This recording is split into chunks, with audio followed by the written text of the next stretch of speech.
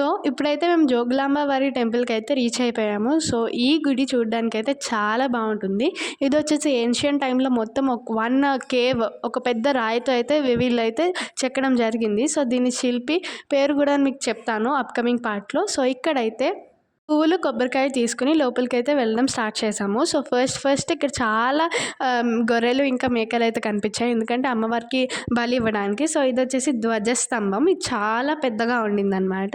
And ఆ తర్వాత లోపలికి వెళ్ళిపోయాము. సో, ఫస్ట్ మేము దర్శించుకుందైతే వినాయకుడిని. నెక్స్ట్ వచ్చేసి అమ్మవారిని దర్శించుకునేటప్పుడు మనకి ఇంకా కొన్ని స్టాచ్యూస్ అయితే అలా సైడ్‌కి ఉంటూ ఉంటాయి. సో, అవి కూడా చూడొచ్చు మనము. అండ్ నెక్స్ట్ అప్‌కమింగ్ పార్ట్‌లో అమ్మవారిని కూడా దర్శించుకుంటాం మేము. అది కూడా మీరు చూసేయండి. అమ్మవారు కూడా చాలా బాగున్నారు. మీరు తప్పకుండా విజిట్ చేయాల్సిన ప్లేసే ఇది. Stay tuned for the upcoming part of this video. Don't miss it. By by. Have a nice day.